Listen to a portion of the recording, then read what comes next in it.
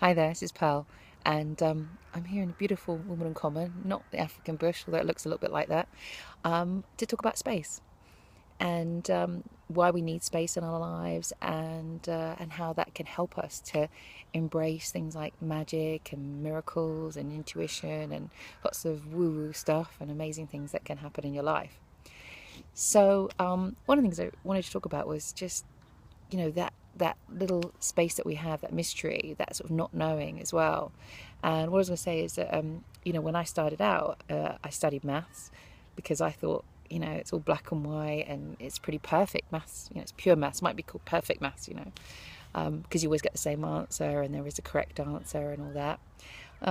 Until you go to university and you start having to deal with things like imaginary numbers and fractals and chaos theory and quantum physics and all that stuff, which I did not like. And I'll be honest, I felt like a bit cheated. Like they sold me something else. They sold me this certainty, this kind of, 1 + 1 = 2. And if you have the tools and you can figure out the equations, you can always get the right answer. And no, not at all. And actually, it's a little bit like biology. I'm thinking a lot about biology here because looking at the trees and the bees and things like that. And this is one of the other things with physics. So with physics, we, when I was studying biology, it's a long time ago, but we were saying, oh, well, the laws of physics basically say that bees can't fly. So, but we know they can fly. So the laws of physics have got to catch up with nature. And also, when I was studying biology, I see some lovely trees here. We, in terms of understanding in biology, we still haven't figured out how the water goes from the roots of a tree all the way to the top, because it doesn't have a heart, it doesn't have a blood pumping system. So how does it get all the way up there? And I'm doing A-level biology. I reckon they're going to tell me. We got theories, we got this, but nothing's proven. Maybe they've figured it out now. I don't know. It's been a while ago. But just because we can't prove something doesn't mean to say it's not real. Doesn't mean to say it can't happen. And we're discovering that all the time, aren't we? With things in space, in travel, in all kinds of things. It's really about what we believe that creates our world. And if you want to be really kind of practical, pragmatic about it, if you look at the stock market, it doesn't really exist. The numbers in the stock market go up and down based on what we believe. If we think this stock is worth a lot, we'll pay a lot of money for it. The stock market goes up. If we lose faith in it, we lose faith in house prices, they'll come crashing down. That is about the biggest example, day to day, all these very, it is about as fictional as it gets, because it's about what we imagine. If we imagine that this company is good, we've got a lot of money in the stock market and in our portfolios and all that. It's really, I would say, coming from a degree of maths, it's about as imaginary numbers as you can get. Imaginary numbers are actually real. or at least we create them from real numbers, whereas stock market numbers are completely fictional if you think about it, because it's what somebody will pay for something. Anyway, let's not get too sidetracked in that. You can go a long way with maths. You can spend years. But what I'm talking about is one of the things about space. There's two groups of people I think about who talk about space in life, and one is the quantum theorists, and we talk about the space in between particles, where we think we found the smallest thing, and then we go deeper and smaller and smaller. Again, it's nature, isn't it? You're looking at particles, you're looking at atoms. They're not, these are real things, and then we go deeper and we find space in between the atoms, and that's where really magical things happen, and we find incredible things at a sort of a tiny level that we didn't think were there. We didn't know were there. We thought something was small. We think something is big, and then something else comes in and changes our understanding. And the other thing is Buddhists. A lot of Buddhists, what we talk about in a lot of things is we create the space in our lives. We create space in between things, and that's where magic happens. And a big part of that is not knowing. Not knowing for sure certain things, and having kind of the wisdom to leave the space for what we do not know. And whether that's leaving the space because you don't know what the traffic's going to be like, so you leave extra space in your time, in your journey, or whether it's giving yourself space time in your holiday because you don't know how you're going to feel, you don't know what's going to happen. So allowing options, allowing differences. And for me, when I go on escape, I like to leave space to change my mind, to go a different way.